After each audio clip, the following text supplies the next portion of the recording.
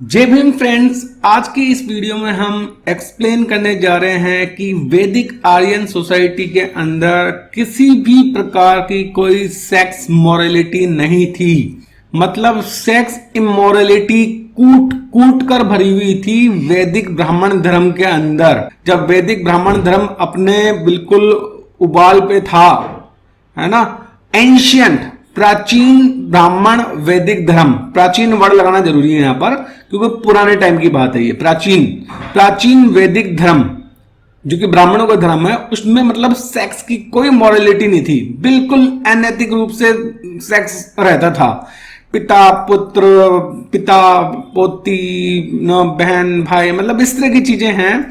तो इसको हम अच्छी तरह से एक्सप्लेन करते हैं और इसके लिए हमने बाबा साहब अंबेडकर की बुक रिडल्स इन हिंदुइज्म को खोल लिया है और हम चलते हैं इसके पार्ट थर्ड पॉलिटिकल के अंदर।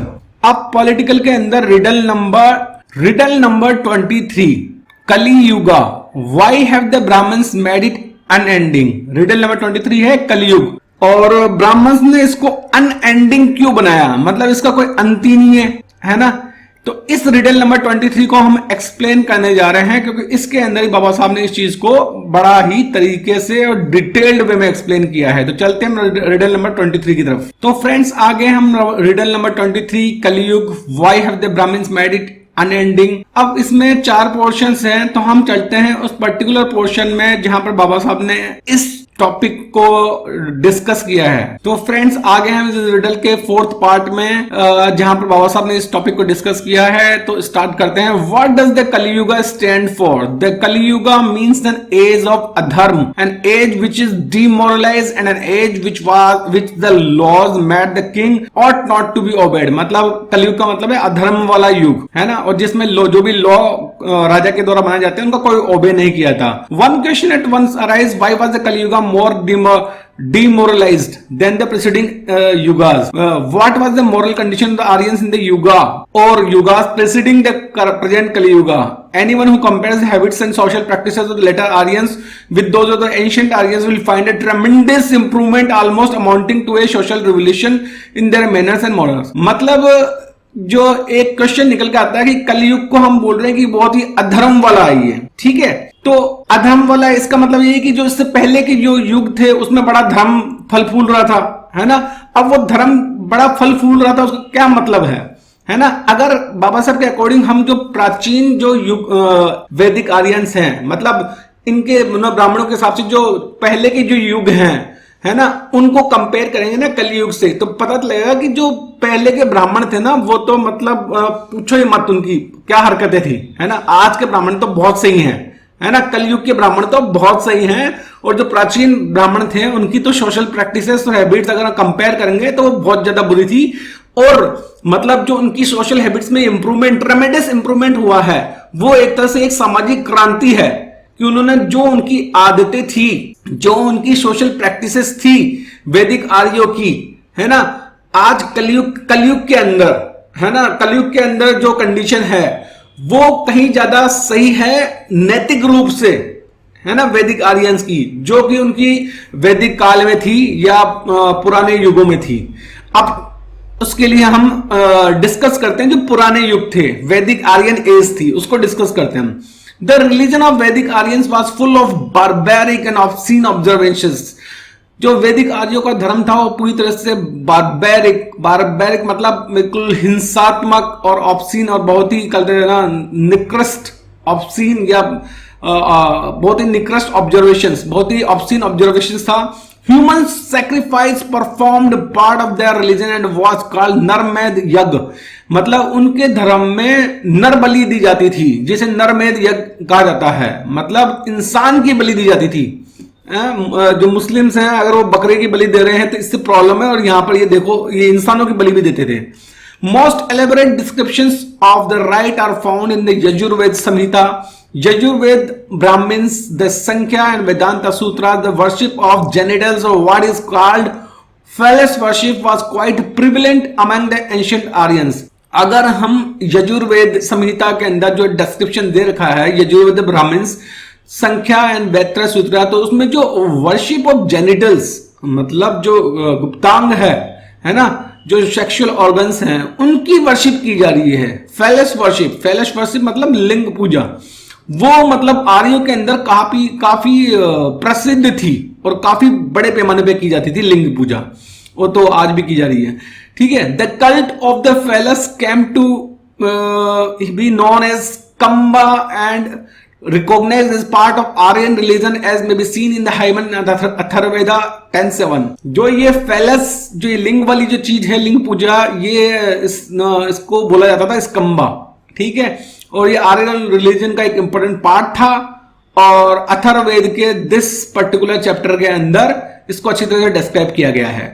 Another instance of obscenity which disfigured the religion of ancient Aryans is connected with the Ashwamedh यज्ञ और द हॉर्स सैक्रिफाइस। जो एक मतलब अश्वमेध यज्ञ किया करते थे एंशिएंट आर्यंस, तो उसमें होता ये था कि उसका जो एक इंपॉर्टेंट हिस्सा था ये था कि a necessary part of the अश्वमेध यज्ञ was the introduction of the Seppus, penis of the Medha, the dead horse, penis of the Medha, the dead horse, into the vagina of the chief wife of Yajmana, the sacrificer, accompanied by the recital of long series of mantras by the Brahmin priests।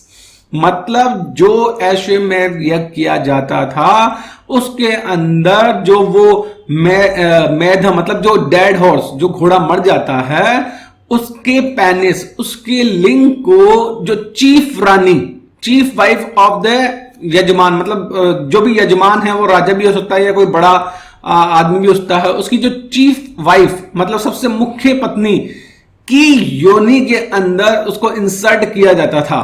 अब ये सोचो, और उसके साथ में बड़े ही लंबे चौड़े मंत्र गाए जाते थे ब्राह्मणों के द्वारा, और इस तरह से ये मतलब इनका ये अश्वमेध यज्ञ होता था। और इंटरेस्टिंग बात ये कि एक मंत्र दे रखा है in the Vajra Samhita shows that there used to be competition among the queens as to who was to receive this honour of being served by the horse. Those who want to know more about it will find it in the commentary of Mahindra on Yajurveda, where he gives full description of the details of this obscene rite which has performed a part of the Aryan religion। मतलब जो रानियां थी राजा की या जो बड़े आदमी की उसकी जो पत्नियां थी, इनमें कंपटीशन रहता था कि वो अश्वमेध यज्ञ का पार्ट बने, और जो ये रानी की योनि के अंदर जो घोड़े का मरे हुए घोड़े का जो लिंग डाला जाता है, मतलब ये एक बड़ी महान चीज थी। और इसके लिए रानी आपस में लड़ती थी कि नहीं मेरे साथ ऐसा हो, मेरे साथ ऐसा हो, है ना। इसको ना ऑनर, हाई ऑनर वाली चीज मानी जाती थी। ठीक है, और इसको अगर डिटेल में जानना है तो क्योंकि इसमें बाबा साहब ने जस्ट एक पॉइंट बोल दिया है, लेकिन बिल्कुल एलेबोरेट फॉर्म में, बिल्कुल डिटेल फॉर्म में कैसे क्या, अगर वो आपको पढ़ना है तो आप पढ़ सकते हैं commentary of Mahindra on the Yajurveda, है ना, महेंद्र की कमेंट्री यजुर्वेदा पर, where he gives full description of the details of this obscene rite which had formed a part of the Aryan religion। ठीक है, तो आप इसको कंसीडर कर सकते हैं अगर आप डिटेल में जानना चाहते हैं कि अश्वमेध यज्ञ क्या होता है।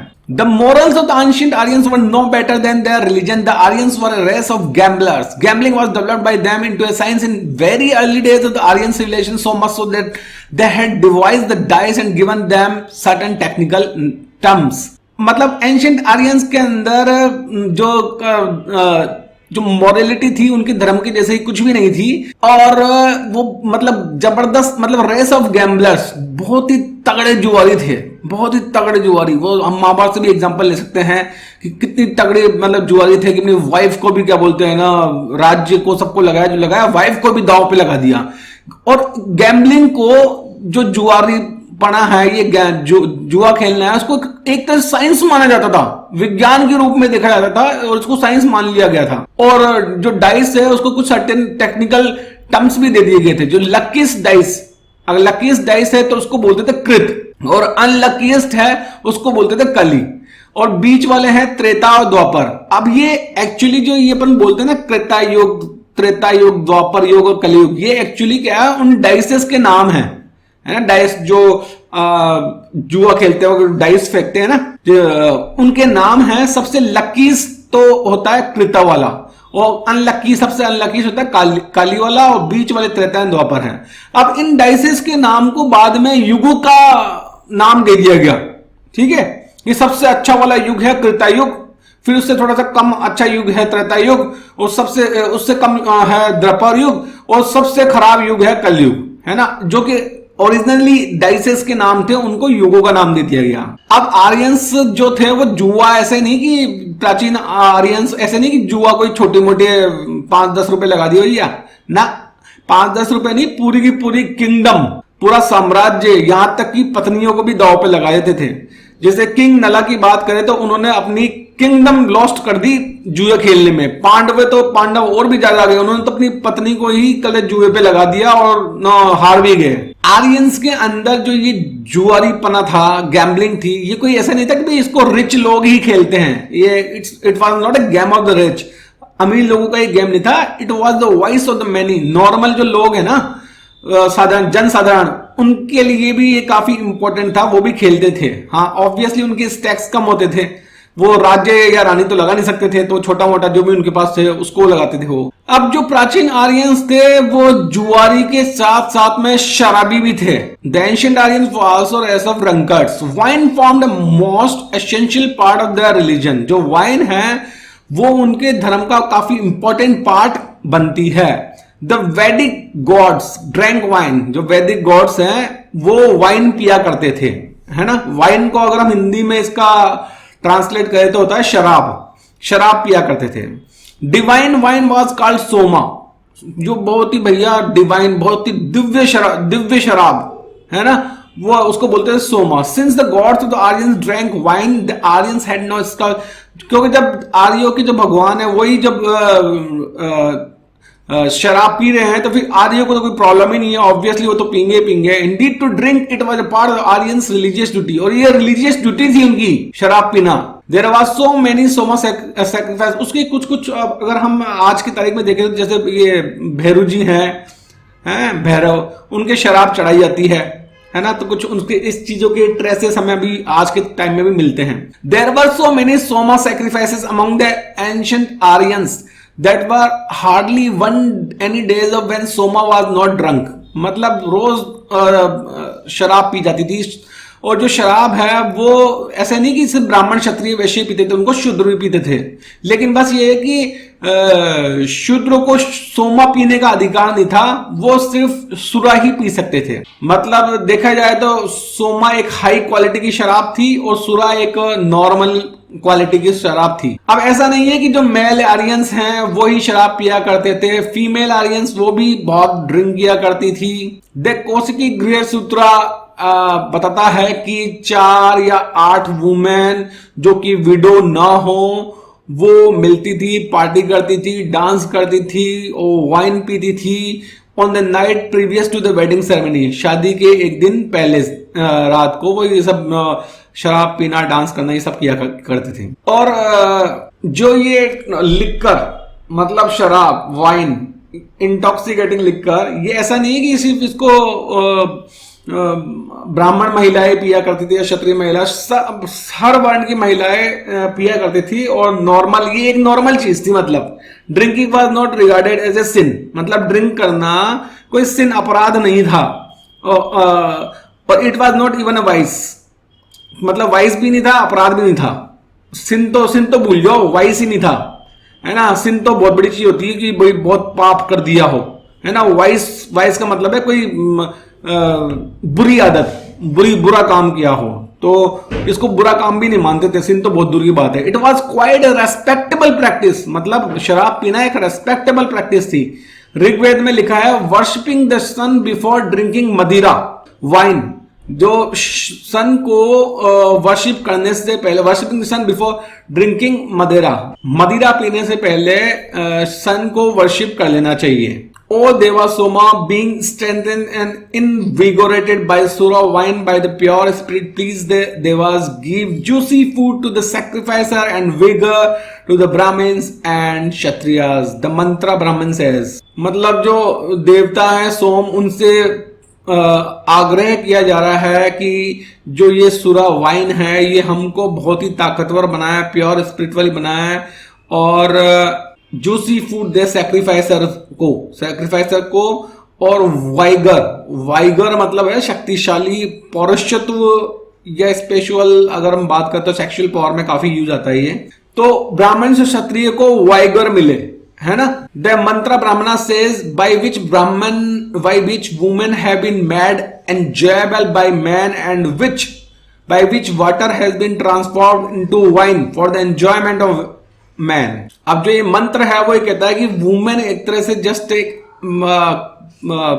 कमोडिटी हो गई एक, है ना, एंजॉय करने के लिए आदमी के लिए, एंड जो वाटर है उसको वाइन में कन्वर्ट कर दिया गया है ताकि मैन जो आदमी है वो काफी अच्छे तरह से एंजॉय कर सके। That Rama and Sita both drank wine is admitted by the Ramayana. Ram और सीता दोनों वाइन ड्रिंक करते थे, ऐसा रामायण के उत्तरकांड में लिखा है। Like Indra in the case of his wife Sachi, Rama Chandra and Sita drink purified honey made wine, servants brought for Ramachandra meat and sweet fruits. मतलब जो राम है वो वाइन भी पीते थे और मीट भी खाते थे और फ्रूट्स, चलो ठीक है, फ्रूट्स खाते थे, ठीक है। तो इसका मतलब तो ये हो गया कि जो वैदिक आर्यन सोसाइटी थी वो जुआरी, शराबी, शबाबी और कबाबी इस तरह की जो थी वो थी। मतलब ये बाबा साहब के अकॉर्डिंग तो भाई साहब मतलब ये चारों वर्ड्स हैं, जुआरी, शराबी, शबाबी, कबाबी, ये चारों वर्ड्स लागू होते हैं वैदिक एंशियंट आर्यंस पर। So did Krishna and Arjuna in the Udyoga Parva of the Mahabharata says Arjuna and Shri Krishna drinking wine made from honey and being sweet scented and garlanded wearing splendid cloth and ornaments.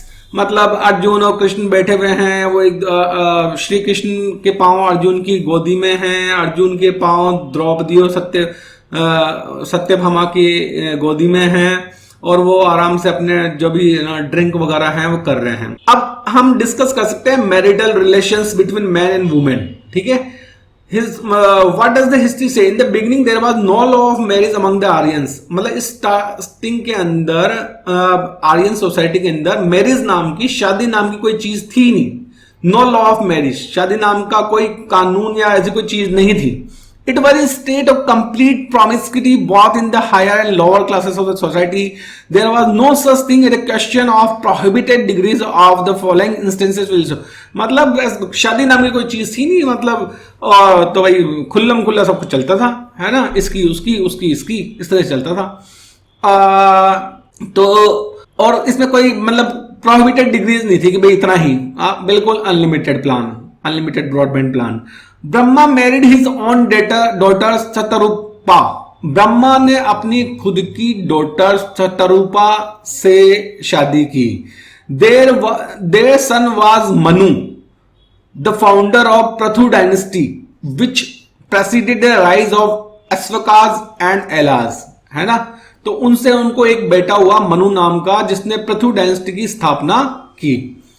Hiranyakashyap ने अपनी खुद की बेटी रोहिणी से शादी की, ठीक है। और पिता अपनी पुत्री से शादी कर रहे हैं, उसके और एग्जाम्पल हैं वशिष्ठ एंड शत्रुपा, जनु and Janvi, Surya and Usha. ये बाप बेटी की शादियों के एग्जाम्पल्स हैं।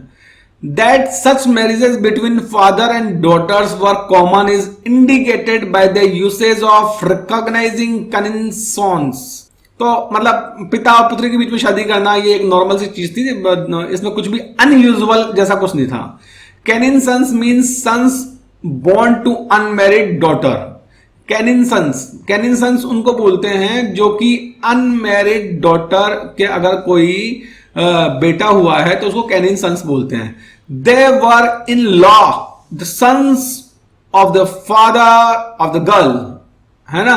वो अकॉर्डिंग टू द लॉ वो उस लड़की के पिता के ही बेटे होते थे। मतलब वो पिता उनका बाप भी है और दादा भी है। Interesting. Obviously, there must be sons begotten by the father on his own daughter. There are cases of father and son cohabiting with the same woman. मतलब इस तरह के इंसिडेंट भी जब पिता एवं पुत्र सेम वुमेन के साथ में कोहेबिट कर रहे हैं। Brahma is the father of Manu and Shatarupa is his mother. Brahma क्या है, जो मनु के पिता हैं और शत्रुपा मनु की माता है। This Shatrupa is also the wife of Manu. अब this Shatrupa is also the wife of Manu. अब ये जो शत्रुपा मनु की मदर है, माता है, वो मनु की वाइफ भी है। Interesting, very interesting. ठीक है, मतलब सेम वुमेन से कोहैबिट कर रहे हैं, मतलब, और पुत्र है जो वो अपनी खुद की माता से कोहैबिट कर रहा है ना। कोहैबिट मतलब इंटरकोर्स, सेक्स कर रहा है। Another case is that of Shraddha. She is the wife of Vivasvat. Their son is Manu, but Shraddha is also the wife of Manu, thus indicating the practice of father and son sharing a woman. It was open for a person to marry his brother's daughter. और मतलब बहन की बेटी की शादी में भी शादी करना एक नॉर्मल चीज थी, कोई बड़ी चीज नहीं थी। Dharma married 10 daughter of Daksha. Daksha and Dharma were brothers. Dharma ने दक्ष की 10 पुत्रियों के साथ में विवाह किया, शादी की, जबकि दक्ष और धर्म दोनों भाई थे। One could also marry his uncle's daughter as did Kashyapa, married 13 wives, all of whom were the daughters of Daksha, and Daksha was the brother of कश्यपा's father मरीचि। तो कहने का मतलब ये हुआ कि जो कश्यप है, जिसकी 13 वाइफ्स थी, 13 पत्नियां थी, वो सारी की सारी डॉटर्स थी किसकी? दक्ष की।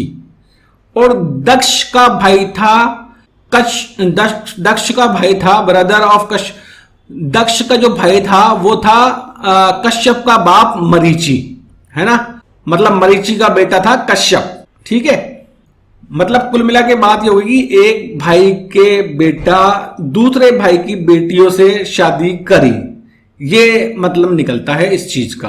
अब एक नेक्स्ट एग्जांपल लेते हैं। द केस ऑफ यमा and yummy mentioned in the Rigveda is a notorious case which throws a great deal of light on the question of marriages between brothers and sisters. Because Yama refused to cohabit with Yami, it must not be supposed that such marriages didn't exist. मतलब हम अगर ऋग्वेद की बात करें तो ऋग्वेद में एक बहुत ही जबरदस्त एग्जाम्पल दे रखा है यमा और यमिका, जो कि भाई बहन है। और जो यमी है, बहन है, वो यमा से बोलती है कि भाई ना कोहेबिट करने के लिए, मैरिज करने के लिए, सेक्स करने के लिए। हालांकि वो अलग बात है कि यमा ने मना कर दिया, रिफ्यूज कर दिया, लेकिन इससे हमें ये आइडिया लग जाता है कि भाई ऐसा होता था। अब नेक्स्ट महाभारत की बात करते हैं। Adi Parva of the Mahabharata gives a genealogy which begins from Brahmadeva. According to this genealogy Brahma had 3 sons. इस जेनेलॉजी के अकॉर्डिंग ब्रह्मा के 3 पुत्र थे, Marichi, Daksha and Dharma, and 1 daughter whose name the genealogy unfortunately doesn't give। एक पुत्री भी थी लेकिन उसका नाम इस जेनेलॉजी ने नहीं दिया। In this very genealogy it is stated that Daksha married the daughter of Brahma who was his sister। मतलब दक्ष अपनी खुद की बहन से शादी करा था। And had a vast number of daughters variously estimated as being between 15 and 60। और अपनी बहन से उसकी बहुत सारी डॉटर्स हुई, 50 से 60 के करीब। Another instance of marriages between brothers and sisters could be cited। They are Pushan and his sister Achoda and Amavasya। ठीक है, पुशान ने अपनी सिस्टर अचोड़ा अमोष्टा से शादी की थी। पुरुषा एंड नर्मदा, पुरुषा ने अपनी बहन नर्मदा से शादी की थी। विपरचिति ने अपनी बहन सिम्हिका से शादी की थी।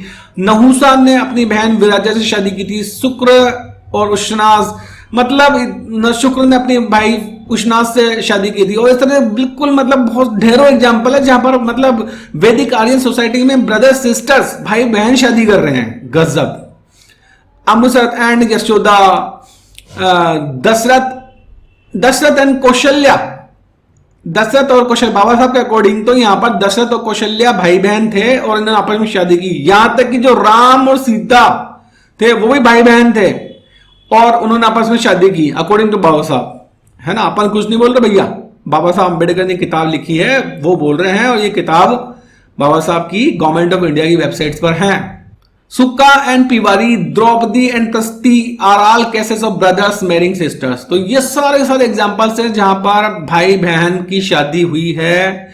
तो बड़ी ही मतलब क्या कहें, मतलब आज के समय के हिसाब से तो बहुत ही इमोरल चीज है। हाँ, हो सकता है उस वक्त के हिसाब से, उनकी वैदिक आर्यों की सोसाइटी के हिसाब से ये बिल्कुल एक नॉर्मल चीज हो, लेकिन आज के हिसाब से, आज के मोरल्स के हिसाब से देखें तो भाई ऑब्वियसली बहुत ही अनैतिक चीज है, बिल्कुल मानने ही नहीं है, ऐसा पॉसिबल ही नहीं है। The following cases show that there was no prohibition against son cohabiting with his mother. There is the case of Pushan and his mother, Manu and Satura and Manu and Shraddha. Attention may also be to other cases.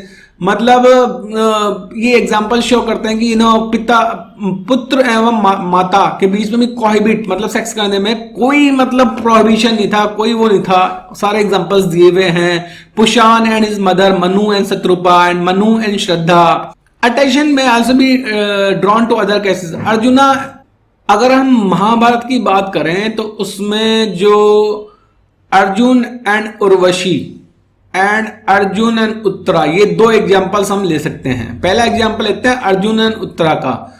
Uttara की शादी हुई थी अभिमन्यु से, जो कि अर्जुन का पुत्र था और वो उस वक्त 16 साल का ही था। लेकिन उत्तरा को अर्जुन से भी जोड़ा जाता है क्योंकि अर्जुन ने उसे म्यूजिक एंड डांसिंग सिखाई थी। Uttara is described as being love with Arjun, love with Arjun, and Mahabharata speaks of their getting married as a natural sequel to their love affair।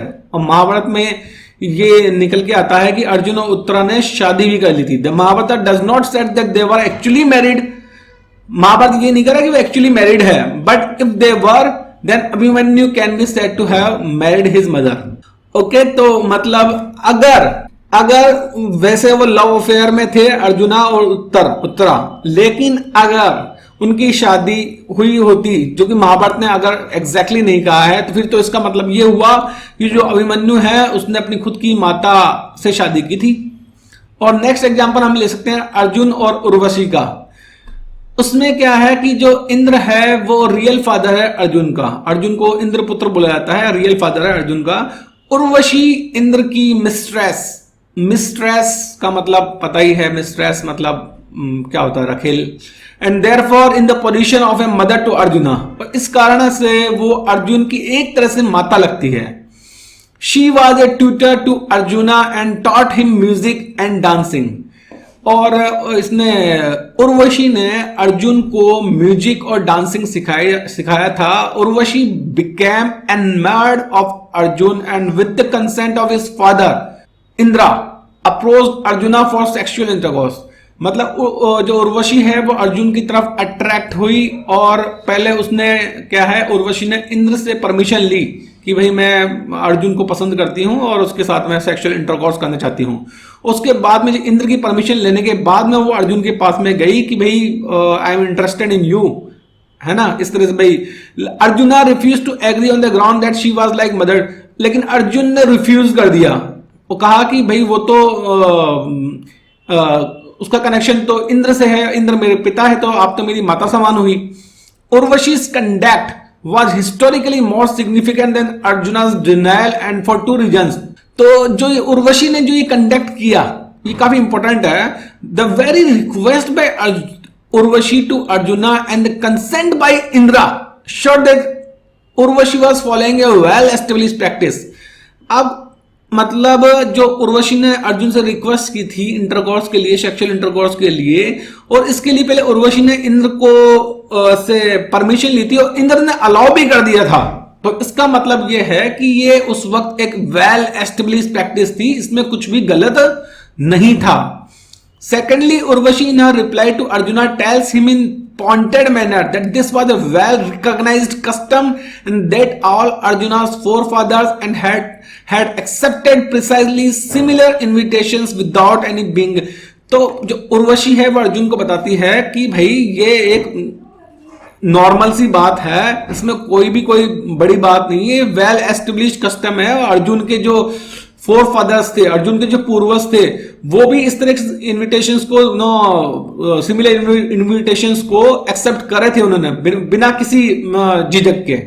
अब आगे अगर हम बढ़ते हैं तो बाबा साहब कहते हैं कि nothing illustrates better than the complete disregard of consanguinity in cohabitation in ancient India than the following story which is related in the second adhyay of Harivamsha. According to it, Soma was the son of 10 fathers. मतलब second अध्याय of Harivansha के according जो सोमा है वो 10 बापों का बेटा है। ठीक है, Soma was the son of 10 fathers, 10 बापों का बेटा है। इसका मतलब है कि उस वक्त पॉलीएंड्री भी एग्जिस्ट करती थी। इसका मतलब यह हुआ कि जो की एक वाइफ है उसके मेनी हस्बैंड्स हैं, ये चीज भी एग्जिस्ट करती थी। इसका एग्जांपल है द्रौपदी वाला कि द्रौपदी के 5 पति थे, है ना, तो पॉलीएंड्री एग्जिस्ट करती थी।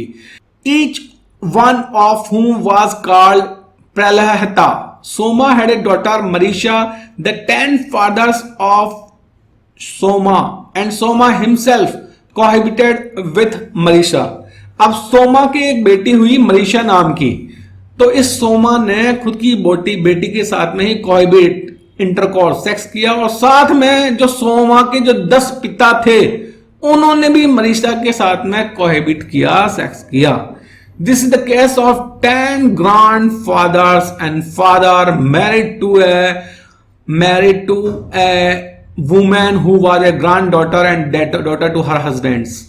तो मतलब इस तरह ये केस बन गया। This is a case of 10 grandfathers and father married to women, मतलब 10 दादा एक बाप ने मिलकर अपनी मतलब पोती या बाप की कहते बेटी, है ना, वो सब उसके हस्बैंड्स थे, है ना। This is the case of 10 grandfathers and father married to women who was a granddaughter and daughter to her husbands. मतलब जो ये लड़की है जिसका नाम है मरीशा, उसका बाप उसका हस्बैंड है, उसके 10 दादा उसके हस्बैंड है। Very interesting man, very interesting. In the same adhyay, the story of Daksh Prajapati is told. The Daksh Prajapati, who is the son of Soma, Daksh Prajapati, son था सोमा का, is said to have given his 27 daughters to his father Soma for procreation, है ना। तो दक्ष प्रजापति जो कि सोमा का बेटा था, उसने अपनी 27 बेटियों को अपने पिता सोमा को दिया, प्रोक्रिएशन के लिए, प्रजनन के लिए दिया, है ना। मतलब प्रजनन के लिए दिया तो ऑब्वियसली इंटरकोर्स सेक्स सब इन्वॉल्व है। In the 3rd adhyaya of Harivamsha the author says that the Daksha gave his daughter in marriage to his own father Brahma, on whom Brahma begot a son who became famous as Narada. तो कुल मिला के यहां पर जो 3rd अध्याय है हरिवंशा, उसमें ऑथर कहता है कि जो दक्ष है उसने अपनी बेटी को अपने खुद के, अच्छा यहां पर ये दक्ष प्रजापति अलग आदमी है और ये दक्ष अलग है। ये दक्ष प्रजापति तो क्या है, सोमा का बेटा है, और ये जो दक्ष है ये ब्रह्मा का बेटा है। तो ये जो दक्ष है उसने अपनी बेटी दी अपने पिता ब्रह्मा को शादी के लिए, और ब्रह्मा ने उससे अपनी पोती से जो लड़का पैदा किया उसका नाम था नारद, जो कि काफी फेमस रहा है नारद मुनि के नाम से। ठीक है, all these are cases of cohabitation of sapinda man and sapinda women. तो ये सारे केसेस हैं कोहैबिशन के, मैरिज के, सेक्स के, इंटरकोर्स के, सपिंदा मैन और सपिंदा वुमेन। सपिंदा मैन सपिंदा वुमेन का मतलब है क्लोज रिलेशनशिप में, है ना। सपिंदा मतलब क्लोज रिलेशनशिप में जो आदमी और औरत हैं उनमें ये सब चीजें रहा है।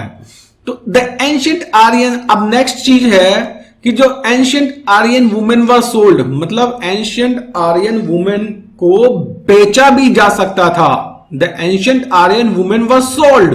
The sale of daughters is evidenced by the Arsha form of marriage. मतलब आर्यन वुमेन को प्राचीन काल में बेचा जाता था। है ना, और डॉटर्स को बेचा जाता, बेटियों को बेचा जाता था, वो उसका एविडेंस है Arsha form of marriage. According to technical terms used, the father of the boy gave go mithuna and took the girl. जो अगर टेक्निकल टर्म यूज करें इसके लिए हम, तो जो लड़की का बाप था वो लड़की के बाप को गो मिथुना मतलब गाय और एक bull, guy one cow and one bull देता था और उसके बदले में वो लड़की को ले लेता था। This is another way of saying that the girl was sold for a go mithuna. Go mithuna means one cow and one bull which was regarded as a reasonable price of a girl. मतलब एक गाय और एक बुल को क्या बोलते हैं, सांड है, तो एक गाय और एक सांड रीजनेबल प्राइस है एक लड़की के लिए, जिसको वो पिता अपनी पुत्री को बेच सकता है इस प्राइस पर। Not only daughters were sold by their fathers but wives also were sold by their husbands. ये नहीं कि बेटियां ही अपने पिता के द्वारा बेची गई, यहां तक कि जो पत्नियां हैं वो भी अपने हस्बैंड्स के द्वारा बेची गई। वैदिक आर्यन सोसाइटी के अंदर the Harivansha in its 79th अध्याय describes how a religious rite called Punnaka Vrata should be the fee that should be offered to the officiating priest. It says that the wives of the Brahmins should be purchased from their husbands and given to the officiating priest as a fee. It is quite obvious from this that Brahmins freely sold their wives for a consideration. तो यहां पर ये एक particular religious right है पुण्य का व्रता, जिसमें क्या है कि जो ब्राह्मण हैं वो ऑफिशिएटिंग प्रीस्ट मतलब जो पुजारी है, मतलब ब्राह्मण जो पुजारी की पोस्ट पर है, तो उस पुजारी की पोस्ट वाले ब्राह्मण को, जो नॉर्मल ब्राह्मण क्योंकि उन्होंने उससे पूजा पाठ करवाई है, तो अपनी पत्नियां वो उस ऑफिशिएटिंग प्रीस्ट पुजारी को एज हिज फी, उसकी फीस के रूप में देते थे। It is quite obvious from this that, इससे बिल्कुल क्लियरली पता लगता है कि जो ब्राह्मण हैं वो अपनी पत्नियों को सेल किया करते थे, फ्रीली सोल्ड, मतलब सेल भी फ्री, बस एक पूजा अर्चना की है क्योंकि हमारे पुजारी जी ने, तो उसकी फीस के रूप में अपनी पत्नी को दे दिया। That the ancient Aryans let their women on rent for cohabitation. अब ये तो होता सेल का, अब है रेंट का, कि जो एंशिएंट आर्यंस है वो अपनी वुमेन, औरतों को रेंट पर, किराए पर भी दिया करते थे for cohabitation to others is also a fact. In the Mahabharat there is an account of the life of Madhavi in adhyaya 103 to 123। According to this account Madhavi was the daughter of king Yayati. जो माधवी है वो किंग ययाति की डॉटर है। अभी हम ये refer कर रहे हैं महाभारत का, जिसमें अध्याय 103 से लेकर 123 तक की बात हो रही है, उसमें किंग ययाति की बेटी है Madhavi. Yayati made a gift of her to Gallava. Gallava was a rishi as a fee to a priest. तो किंग ययाति ने अपनी बेटी माधवी को दे दिया गल्लव नाम के ऋषि को, क्योंकि वो उनका पुजारी था, तो as a fee, as a gift उसने अपने उस ऋषि को अपनी बेटी को दे दिया। Gallava rented her out to 3 kings in succession, but to each for a period necessary to beget a son on her. After the tenancy of the third king terminated, Madhavi was surrendered by Gallava to his guru Vishwamitra, who made her his wife. Vishwamitra kept her till he begot a son on her and gave her back to Gallava. Gallava returned her to her father Yayati. तो जो ऋषि था गल्लवा, उसको ययाति ने अपनी बेटी माधवी दी थी, ठीक है, गिफ्ट के तौर पर या फीस के तौर पर। अब इस ऋषि ने क्या किया, गल्लवा ऋषि ने 3 राजाओं को पर्टिकुलर टाइम पीरियड के लिए उस लड़की माधवी को दे दिया, जब तक कि उनके बेटा ना हो जाए। तो जैसे एक राजा के पास में माधवी रही, और जब उस वहां बेटा हो गया, उसके बेटा पैदा कर दिया, तो वो दूसरे राजा के पास गई, वहां पर भी उसके राजा के बेटा पैदा कर दिया उसने, तो तीसरे राजा के पास गई, तीसरा राजा का वहां भी वहां बेटा पैदा कर दिया उसने, तो फिर उसके बाद में मतलब 3 राजाओं के बेटे वो पैदा कर चुकी है। आफ्टर द थर्ड किंग, और तीसरे किंग का जब वो ड्यूरेशन खत्म होता है, उसके बाद में माधवी को, गल्लवा को माधवी माधवी को जो गल्लव ऋषि है वो अपने गुरु विश्वामित्र को दे देते हैं और गुरु विश्वामित्र से उसकी शादी करा देते हैं और विश्वामित्र माधवी का हस्बैंड बन जाते हैं। और विश्वामित्र माधवी को तब तक अपने पास में रखते हैं जब तक उससे पुत्र प्राप्ति नहीं हो जाती, और जैसे ही पुत्र प्राप्ति हो जाती है वापस वो माधवी को गल्लव ऋषि को देते हैं और सब कुछ अंत में जाके गल्लव ऋषि वापस जो माधवी है उसको उसके पिता ययाति को लौटा देते हैं। Very interesting story man, that's amazing. मतलब बड़ी इंटरेस्टिंग चीज की वुमेन को रेंट पर दिया जा सकता है। अब इस एग्जाम्पल में पूरा अच्छे से बताया है बाबा साहब ने कि कैसे एंशिएंट आर्यंस अपनी वुमेन को रेंट पर, उधार पर भी देते थे, कोहिबिशन, बच्चे पैदा करने के लिए। अब नेक्स्ट चलते हैं हम पॉलीगैमी और पॉलीएंड्री। बाबा साहब कहते हैं कि polygamy and polyandry were raging in the ancient Aryan society. Raging means मतलब दिन दहाड़े बिल्कुल बिल्कुल अपने टॉप पर, अपने पिनेकल पर, अपने उरोज पर थी। The fact is so well known that it is necessary to record cases which show its existence, but what is probably not well known is the fact of promiscuity. Promiscuity in matters of sex becomes quite apparent if one were only to examine the rules of Niyoga, which the Aryan name for a system under which a woman who is wedded can beget on herself a progeny from another who is not her husband. तो ये एक नियोग पद्धति हुआ करती थी और जो आर्यन सिस्टम के अंदर में ये एक टेक्निकल चीज है, एक सिस्टम है ना। इसके अंतर्गत क्या होता है कि एक वुमेन जो दूसरे आदमी से बच्चे पैदा करती है जो कि उसका हस्बैंड नहीं है तो उसको नियोग बोलते हैं। अब इस नियोग पद्धति से क्या होता है कि बहुत सारे राजा जो मान लो पुत्र पैदा नहीं कर पाए तो वो ऋषि मुनियों को अपने पास में बुलाते थे और ऋषि मुनि उनको यज्ञ करके उनकी रानियों को फल दिया करते थे और उस फल देने से वो प्रेग्नेंट हो जाती थी। अब अपन दिमाग लगा सकते हैं कि भाई फल दिया था और वो भी अकेले में फल दिया था तो क्या दिया था, है ना। तो ये नियोग। अब आज की दुनिया के अंदर तो क्या है, आईवीएफ टेक्निक्स वगैरह, जैसे हमने मूवी देखी विकी डोनर, है ना, वो स्पर्म्स डोनेट कर दिया और उनको ऐसे इंजेक्ट कर दिया। तो टेक्निकली आज की दुनिया में तो इस तरह से चीज पॉसिबल है, लेकिन पुरानी दुनिया के अंदर तो, पुराने समय में तो भाई ये टेक्निक्स थी नहीं, तो वो तो फिर नेचुरली किया जाता था। लेकिन ये एक लॉ था कि ठीक है उस दूसरे आदमी ने उस पत्नी के साथ में, उस दूसरे आदमी की पत्नी के साथ में कोहिबिट किया, इंटरकोर्स किया और उससे बेटा पैदा किया, लेकिन लीगली कानूनन रूप से वो जो पुत्र पैदा हुआ वो उस महिला के पति का ही बेटा माना जाएगा।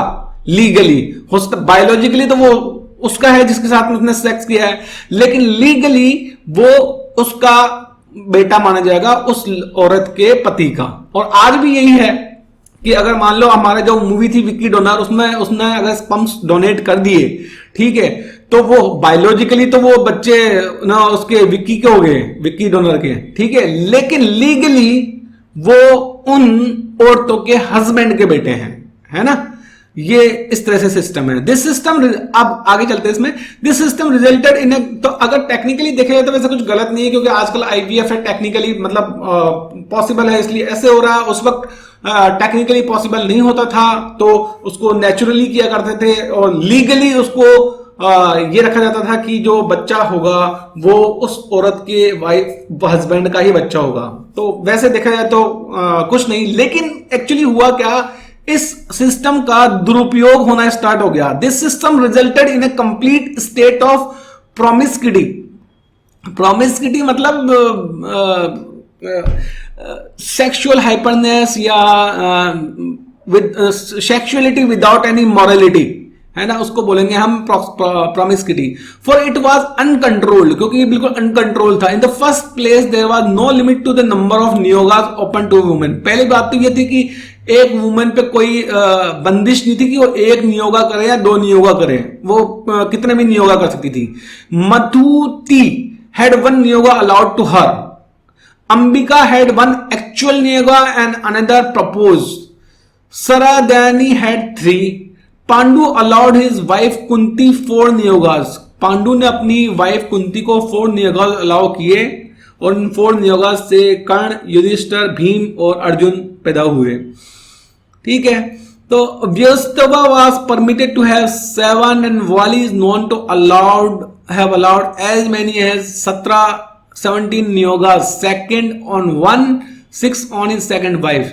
Just as there was no limit to the number of niyogas, so also there was no definition of cases in which niyoga was permissible. अब क्या है कि there was no definition of cases. भाई ये नियोग करना कब है उसकी कोई डेफिनेशन नहीं थी.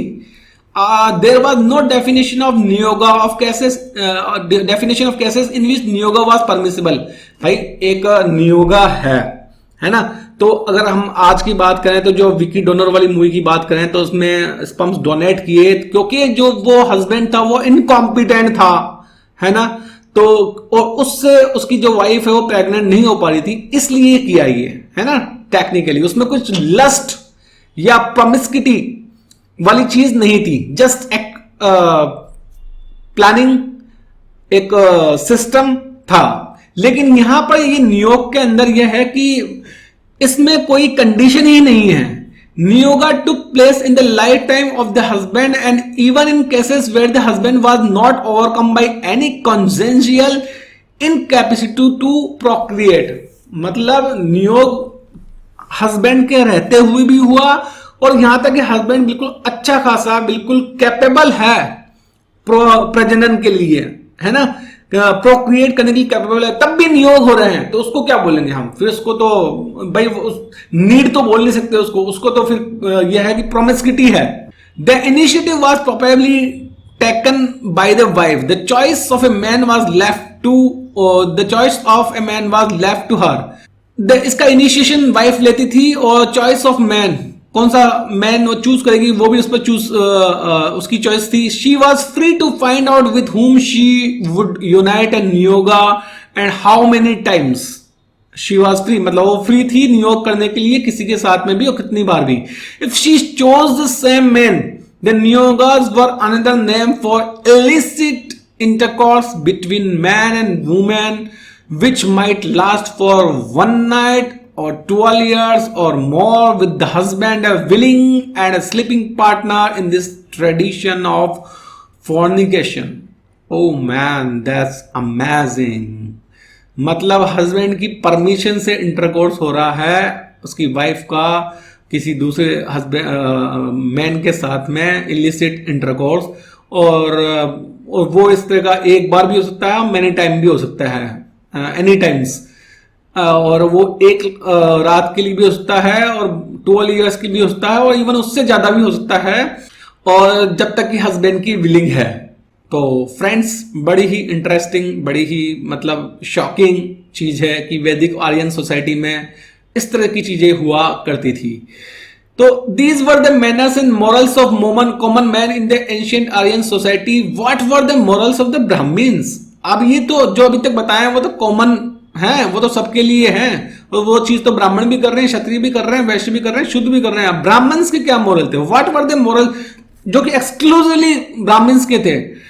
Truth to tell, they were no better than men than those of the common men. The looseness of the morals among the Brahmins is evidenced by many instances, but a few will suffice. The cases showing that Brahmins used to sell their wives already.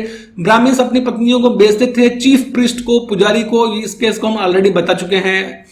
Other case showing looseness, the Utanka is a pupil of Veda, Purohita of Janmeja III. The Veda wife of Veda most calmly requests Utanka to take the place of her husband and approach her for the sake of virtue. मतलब यहाँ पर जो वेदा की wife है वो उतंका को request कर रही है कि वो उसका हस्बैंड की जगह ले, है ना, उसके लिए वो अप्रोच करे उसको. Another case that may be referred to in this condition is that of Uddaka's wife. She is free to go to other Brahmins either of her own will or in response to invitations. है ना. जो उद्दका की wife है वो मतलब उसको पूरा free कर दिया गया है कि वो किसी ब्राह्मण के पास में जा सकती है खुद की विल से भी जा सकती है या उसको अगर इन्विटेशन मिले तो उससे भी जा सकती है। Shveketu is her son by one of her husband's pupils, और श्वेकेतु एक उसका बेटा है जो कि किसी उसके हस्बैंड के अलावा किसी दूसरे आदमी से हुआ है। These are not merely instances of laxity और adultery, these are the cases of recognised latitudes allowed to Brahmin women. अब ये जो हम बता रहे हैं सारी चीजें, ये आज के जमाने में सुनने में लग रही है कि अडल्ट्री है, लैक्सिडी है ना, इमोरलिटी है, लेकिन उस जमाने के अंदर ब्राह्मणों के लिए ये सब एक अलाउड चीजें थी, नॉर्मल चीजें थी, इनमें कुछ भी गलत नहीं था। जटिला Gautami was a Brahmin women and 7 husbands who were rishis. Jatila Gautami ये ब्राह्मण वुमेन थी और उसके 7 हस्बैंड्स थे जो कि ऋषि थे। Then Mahabharata says that the wives of the citizens admire Draupadi in the company of her 5 husbands and compare her to Jatila Gautami with her 7 husbands.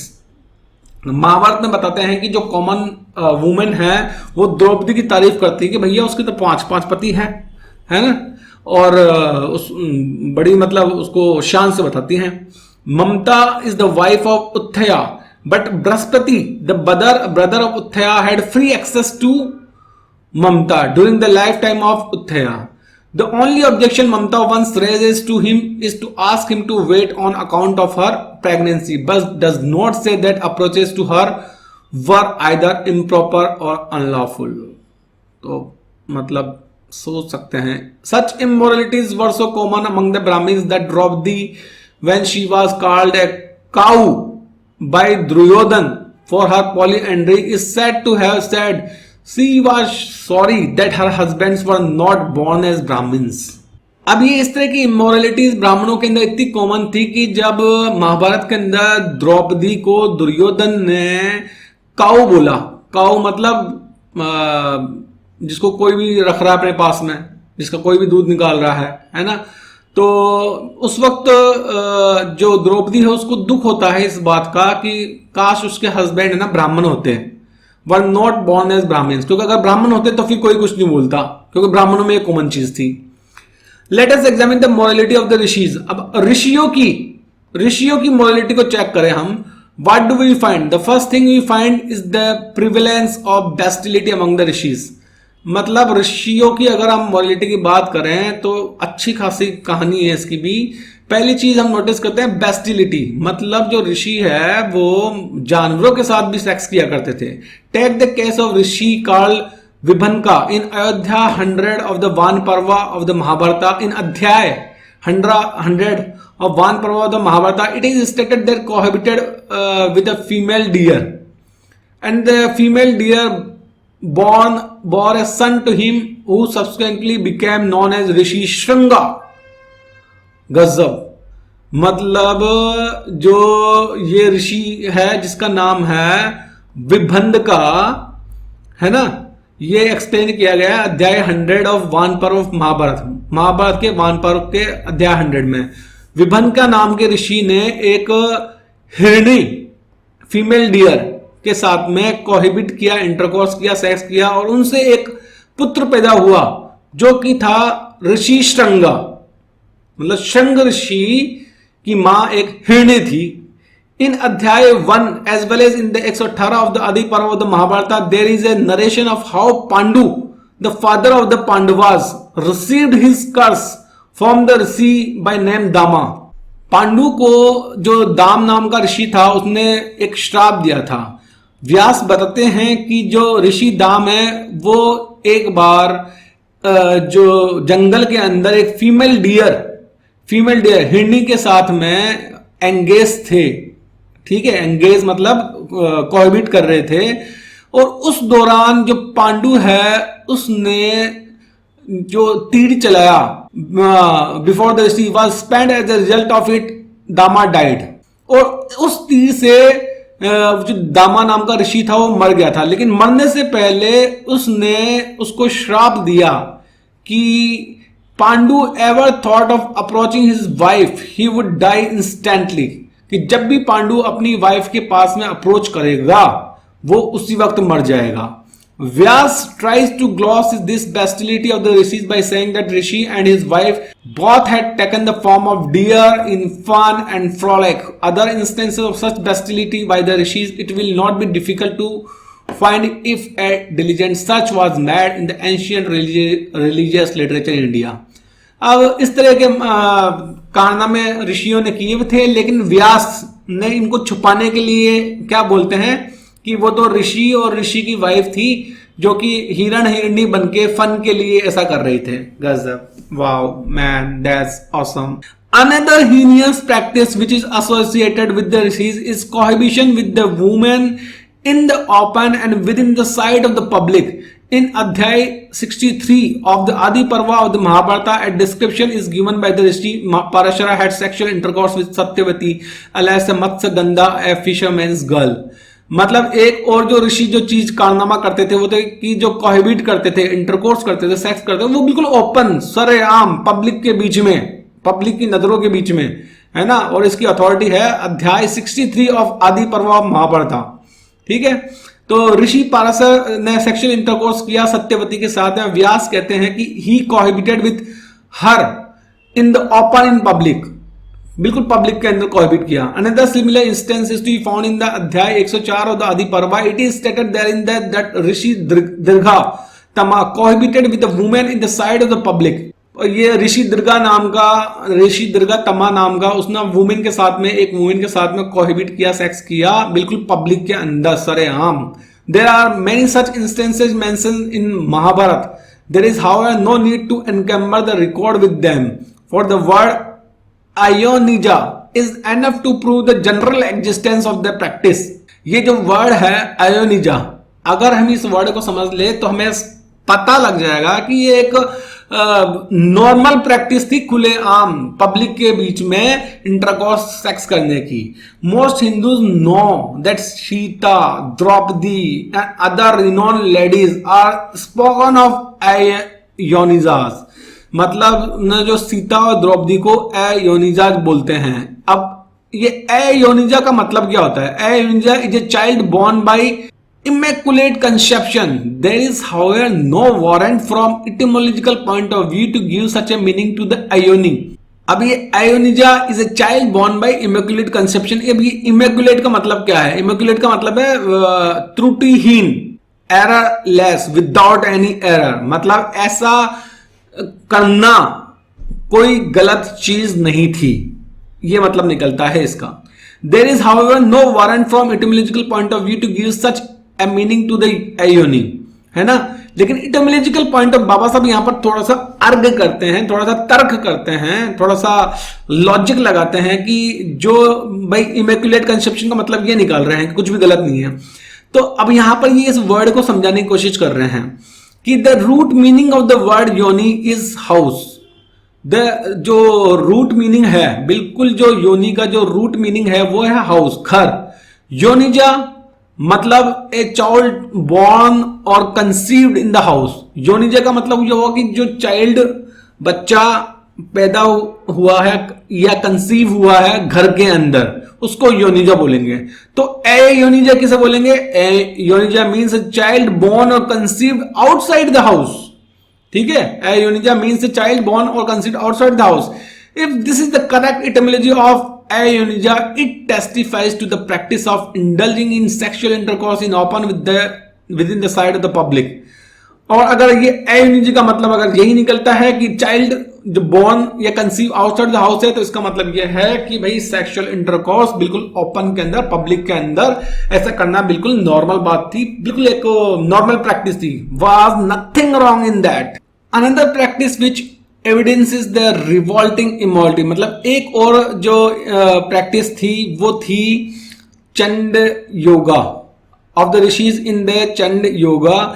According to the Upanishad, according to this Upanishad it appears, अगर ऋषि कोई यज्ञ कर रहे हैं उस दौरान अगर कोई वुमेन आकर उनसे सेक्सुअल इंटरकोर्स के लिए अप्रोच करती है तो ऋषि मना नहीं करेंगे और वो बिना वेट किए वहीं यज्ञ के मंडप के पास में सबके पब्लिक के सामने वहीं पर उसके साथ में सेक्सुअल इंटरकोर्स करेंगे. और इस चीज को मतलब बड़ा ही अच्छा माना जाता था और इसको उन्होंने टेक्निकल नाम दे दिया गया वामदेव व्रता, है ना, वाम मार्ग। अब एंशिएंट आर्यंस के अंदर एक चीज एक और थी कि बेटर प्रोजेनी की, मतलब जो उनके वंश हो वो बहुत ही अच्छे हो, पावरफुल हो, दिमाग वाले हो, इंटेलिजेंट हो, इस तरह की इच्छा उनके दिमाग में रहती थी। इसलिए वो अपनी वाइफ्स को, अपनी पत्नियों को ऋषियों के पास में भेजते थे, क्योंकि ये माना जाता था कि ऋषि बहुत ही पावरफुल है, इंटेलिजेंट है और उसे हर तरह का ज्ञान है और काफी अच्छी जीन्स है उसके अंदर, काफी जेनेटिकली काफी अच्छा है। तो इसलिए जो नॉर्मल आर्यंस हैं वो ऋषियों के पास में अपनी पत्नियों को भेजते थे ताकि उनके जो बच्चे पैदा हो वो अच्छे हो। अब द नंबर ऑफ, अब इस तरह से ऋषि जो इस तरह की सर्विस प्रोवाइड करवाते थे वो बहुत ज्यादा थे नंबर के अंदर। Indeed the rishi seem to have made a regular trade in this kind of immortality. और जो मतलब ऋषियों ने तो एक तरह से इसको एक धंधा बना लिया था, रेगुलर ट्रेड बना लिया था, क्योंकि वो इसके लिए फीस भी चार्ज करते थे। ठीक है, यहां तक कि जो राजा है वो अपनी रानियों को इंप्रेग्नेंट करने के लिए भी ऋषियों के पास भेजते थे।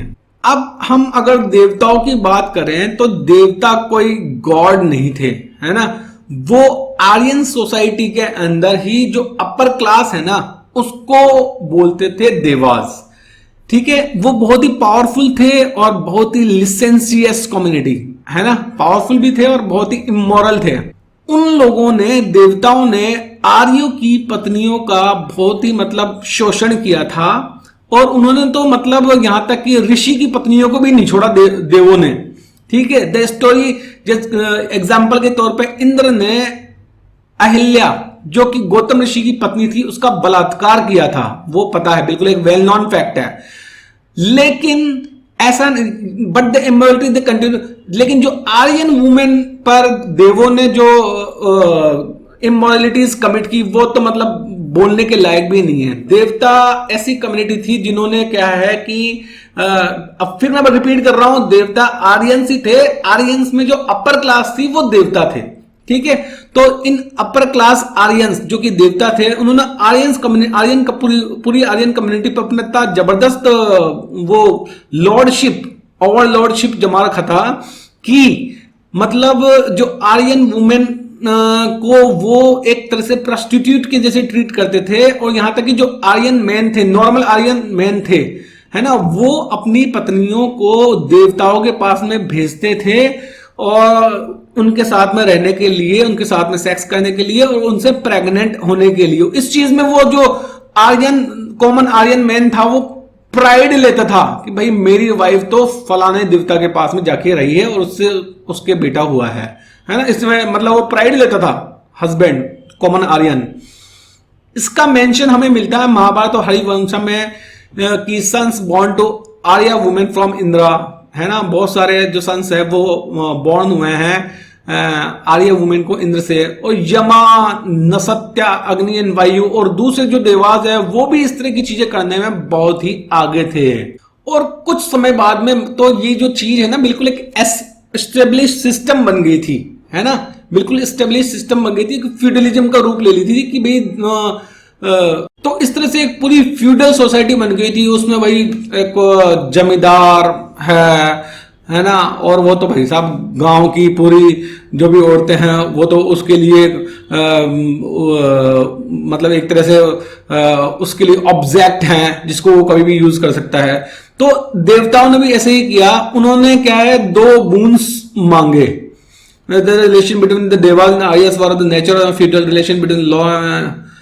अब जो देवता हैं उन्होंने आर्यन से 2 बूंस मांगे। क्या मांगे? The first boon was the यज्ञ which were periodic feasts given by the Aryans to the Devas in return to the protection of the Devas in their fight against the Rakshasas, Daityas and Danavas। तो पहला तो कि भाई जो ये normal Aryans है वो देवताओं के लिए यज्ञ करेंगे, है ना, किस लिए? क्योंकि देवता उनकी रक्षा करते हैं, किससे? राक्षसों से, दैत्यों से, दानवों से रक्षा करते हैं। इसलिए जो नॉर्मल आर्यन है वो यज्ञ करेंगे देवताओं के लिए। The yajnas were nothing but feudal executions of the devas. यज्ञ कुछ भी नहीं है, एक तरह से फ्यूडल मतलब एक तरीका है देवताओं का कि अपनी पावर को मनवाने का.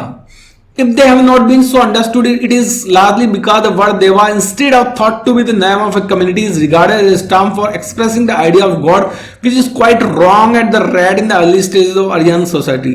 अब ये दिक्कत क्यों हो गई? क्योंकि देवता को क्या भगवान मान लगे कि देव का मतलब है भगवान, क्योंकि भगवान नहीं है देव. देव आर्यंस ही है, वैदिक आर्यंस है, लेकिन वैदिक आर्यन सोसाइटी में जो अपर क्लास है वो देवता है.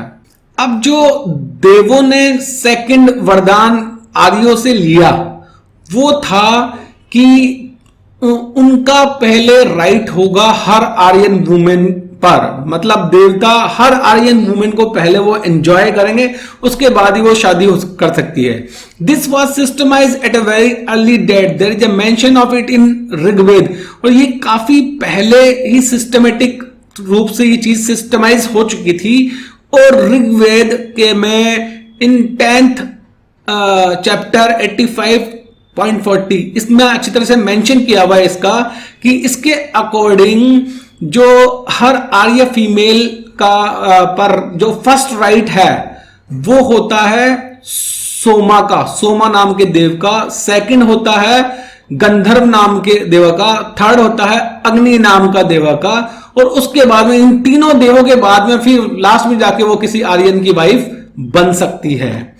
अब क्या है कि जब every Aryan women who was hypothecated to some देवा who had right, मतलब हर आर्यन वुमेन जो कि किसी पर्टिकुलर देवा को पहले उसको अर्पित की जाती थी, तो उसका राइट बनता था उस देवता को उसको एंजॉय करने का, जैसे ही वो पबर्टी की स्टेज पर आए, जब मतलब मैच्योर हो जाए, है ना. और अगर उसको शादी करनी हो, वो किसी आर्यन मैन से शादी करे, उससे पहले उसको जो ये देवताओं का अधिकार है, राइट ऑफ द देवा, है ना, अधिकार है उन देवताओं का, तीनों देवताओं का, उस राइट को मतलब प्रॉपर पेमेंट करके खत्म करना पड़ेगा, तभी जाके वो शादी कर सकती है. The description of the marriage ceremony given in the 7th खंडिका of the first अध्याय ऑफ अश्वलेना ग्रह सूत्रा, इसकी अथॉरिटी दे रखी है इस मैरिज सेरेमनी की कि 7th खंडिका ऑफ फर्स्ट अध्याय ऑफ अश्वलेना ग्रह सूत्रा, उसमें डिटेल में दे रखा है इसके अंदर, furnish the most cogent proof of the existence of the system, है ना. इसमें क्या बताया जाता है कि a careful and critical examination of Sutra reveals that at the time of the marriage 3 devas were present, Aryaman, Varuna and Pushan. की शादी के टाइम पर इस पर्टिकुलर एग्जांपल में 3 देवताओं को चूज किया गया, आर्यमान, वरुण और पुषान, क्योंकि हर लड़की के लिए, हर आर्यन फीमेल के लिए 3 देवताओं का चयन होता है, और पहले वो 3 देवता उसको एंजॉय करते हैं, उसके बाद ही वो किसी आर्यन मैन की वाइफ बन सकती है. तो यहां पर जो एग्जांपल है वो है कि यहां पर 3 देवता है, आर्यन मैन, वरुणा और पुषैन. इस पर्टिकुलर एग्जांपल के अंदर किसी दूसरे एग्जांपल दूसरे देवता भी हो सकते हैं. Obviously because they had a right of prelibation over the bride.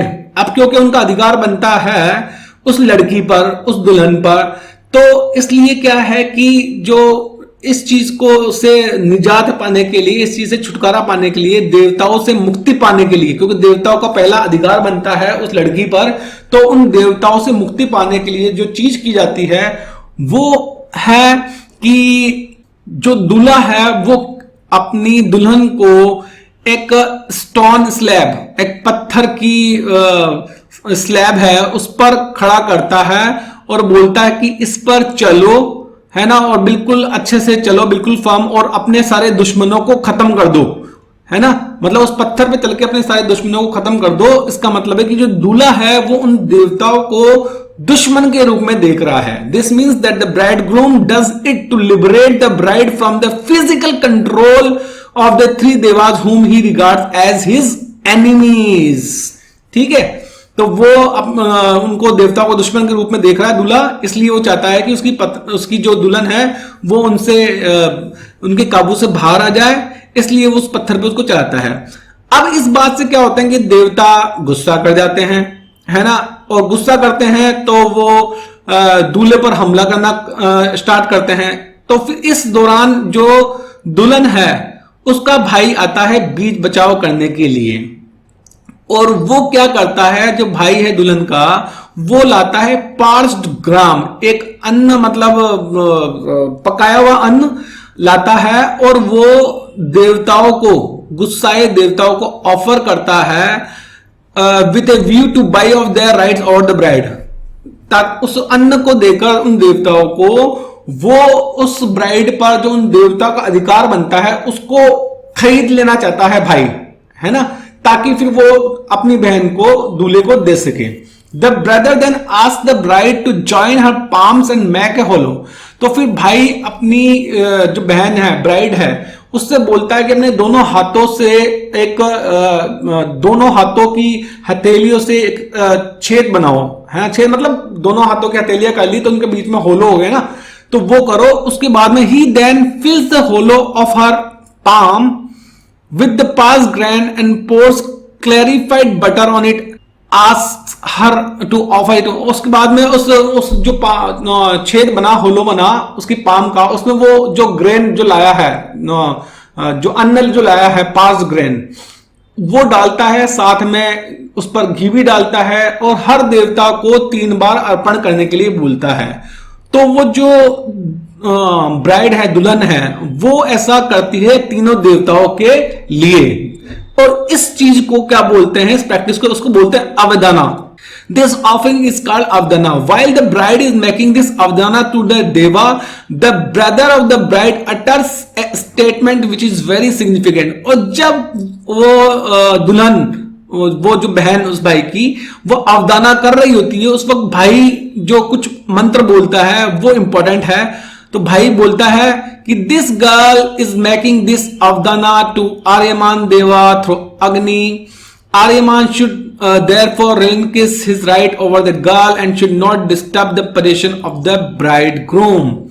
तो जैसे फर्स्ट आर्यमैन है, तो आर्यमैन को बोलता है कि भाई ये जो लड़की है वो अवदान दे रही है आपको, है ना, अग्नि के तो साक्षी मान के।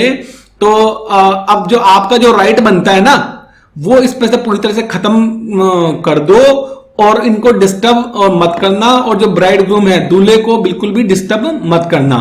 और इसी तरह का सेपरेट अवदाना जो बाकी की जो दो देवता बच गए उनके लिए भी ऐसे ही किया जाता है। और फिर उसके बाद में, अवदान करने के बाद में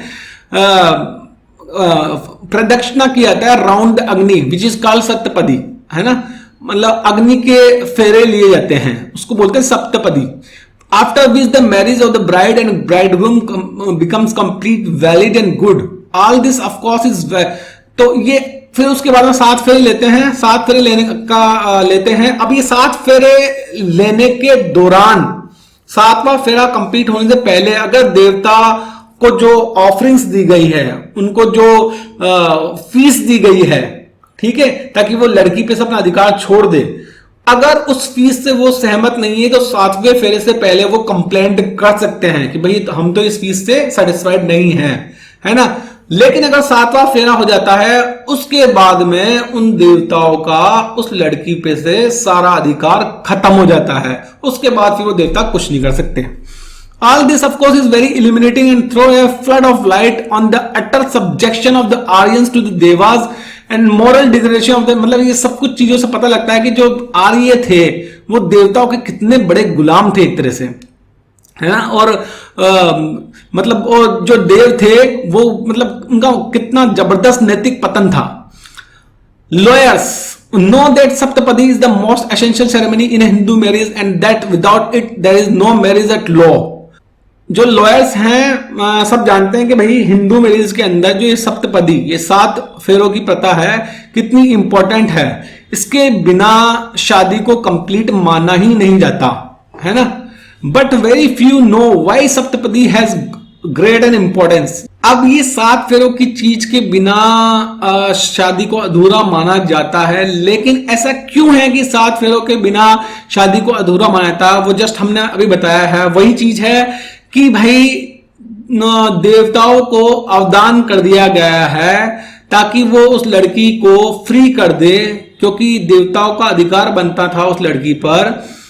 अब वो 7 फेरे लेते हैं। 7 फेरे लेने से पहले अगर देवता कुछ अपनी बताना चाहते हैं कि वो अगर डिससेटिस्फाइड है उस कंपेंसेशन से, उस फीस से जो उनको दी गई है, उनके राइट को खत्म करने के लिए उस लड़की पर उससे डिससेटिस्फाई है, तो वो 7 फेरे कंप्लीट होने से पहले बोल सकते हैं। लेकिन जैसे ही वो 7 फेरे कंप्लीट हो जाते हैं तो इसका मतलब है कि जो देवता है वो सेटिस्फाइड है जो उनको फीस दी गई है, और उसके बाद में वो उनको परेशान नहीं करेंगे, और उसके बाद में वो जो लड़की है वो किसी दूसरे की वाइफ बनने के लिए बिल्कुल फ्री है। This saptapadi can not have any other meaning, the fact that shows the how, मतलब ये सप्तपदा इतना नशेसरी है, इतना जरूरी है 7 फेरे। इससे पता लगता है कि जो देवताओं में और आर्यों में जो कितनी इमोरलिटी किस हद तक थी, है ना, ये इन 7 फेरों से पता लगता है। ये इन 7 फेरों की इतनी इंपॉर्टेंस से पता लगता है। अब जो ये अपन कंप्लीट बातें कर रहे हैं, ये काफी बातें हो गई हैं मतलब इमोरलिटी की, लेकिन अभी भी कंप्लीट नहीं हो रही है ना। तो बाबा साहब यहां कृष्णा का एग्जांपल देते हैं कि since the beginning of the Kaliyuga which is the same thing is associated with the death of his morals become considerable importance।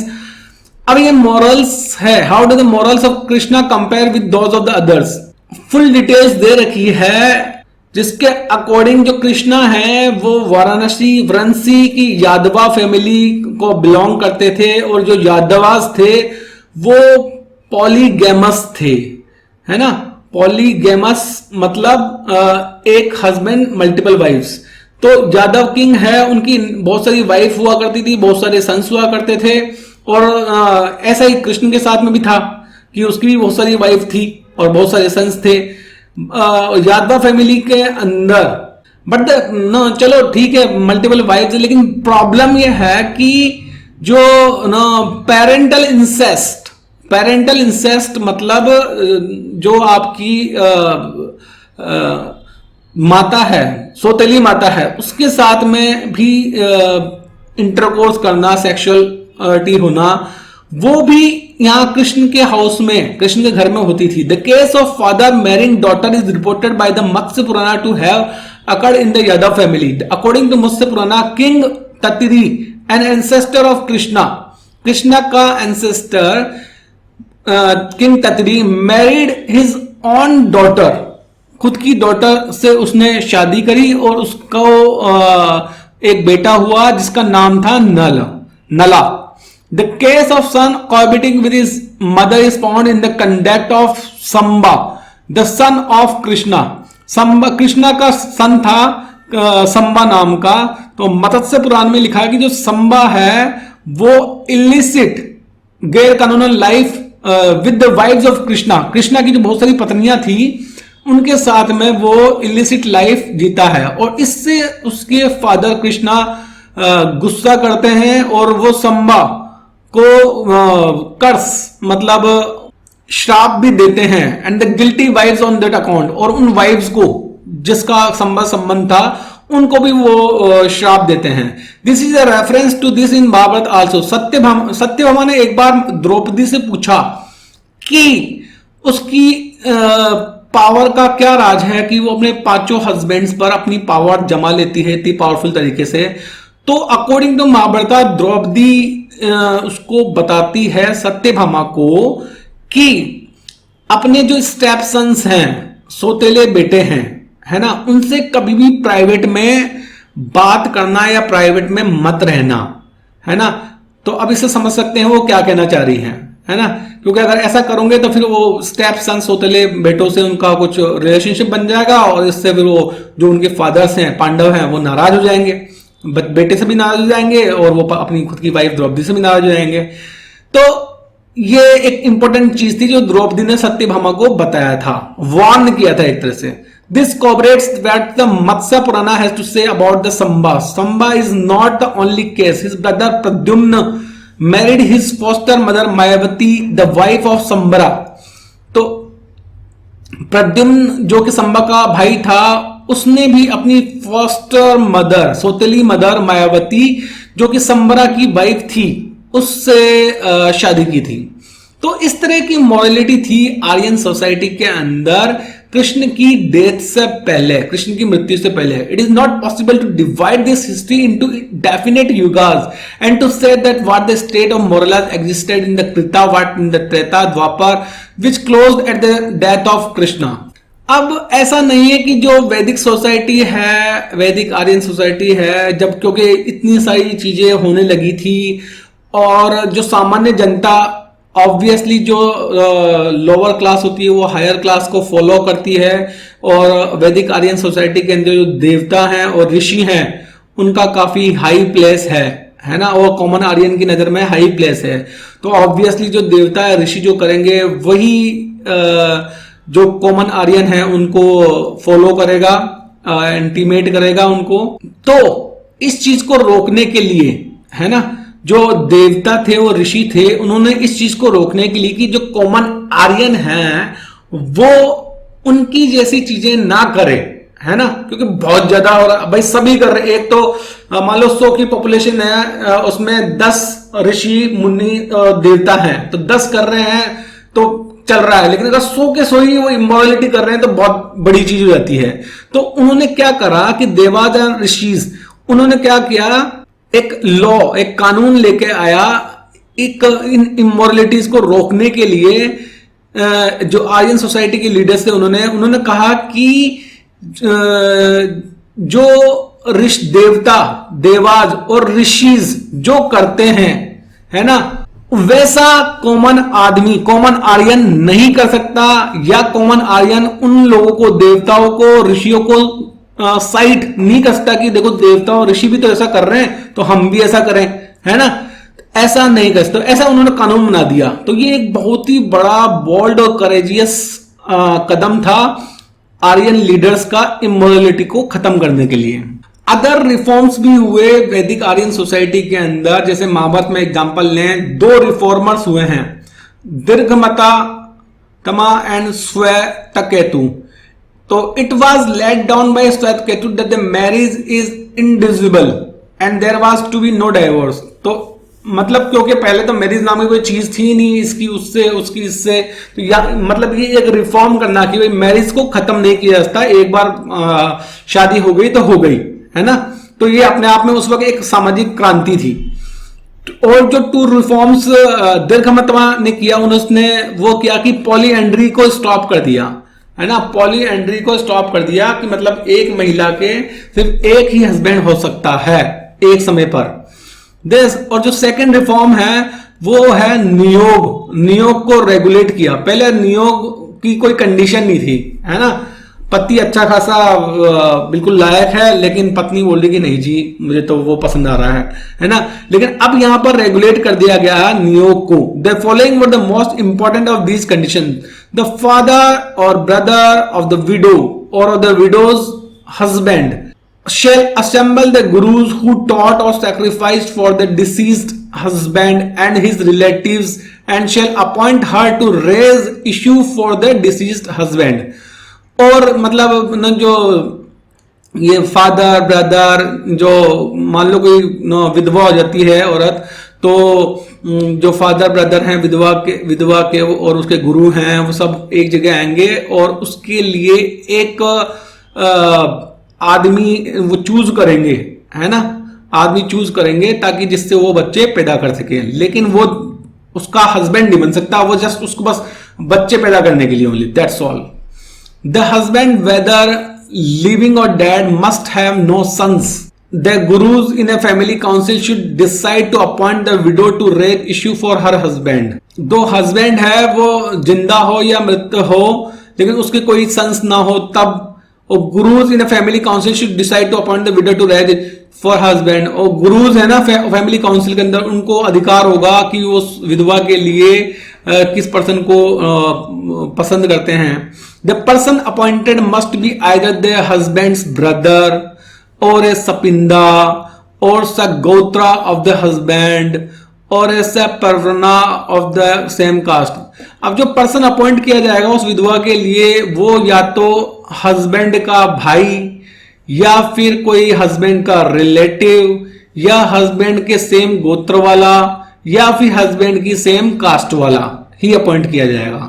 अब जो पर्सन अपॉइंट किया जाएगा वो उस विडो के साथ में इंटरकोर्स करेगा, वो उसको बस एक ड्यूटी मान के करेगा, ना कि किसी प्रकार की कोई लस्ट मानकर। और जिस पर्सन को अपॉइंट किया गया है उसको घी चढ़ाया जाएगा और वो उस विधवा से कोई बात नहीं करेगा, कोई किस नहीं करेगा, किसी प्रकार की और किसी क्रिया में नहीं लगेगा। वो सिर्फ ओनली एक बच्चा पैदा करने के लिए ही उससे सेक्सुअली एंगेज हो रहा है और उनका रिलेशनशिप तब तक ही रहेगा जब तक कि एक बेटा पैदा नहीं हो जाता, एक या फिर कभी किसी केसेस में 2 बेटे पैदा नहीं होता, तब तक ही उनका रिलेशन रहेगा। और जो वुमेन है ना वो यंग होनी चाहिए, जो विधवा है अगर वो मतलब यंग उम्र के अंदर विधवा हुई है तो ही ऐसा किया जाएगा नियोग, है ना। और अगर वो बूढ़ी हुई या उसकी तबीयत खराब है या फिर वो बच्चे पालने लायक ही नहीं है या फिर वो बीमार रहती है या फिर वो गर्भवती होना ही नहीं चाहती है तो फिर नियोग नहीं किया जाएगा।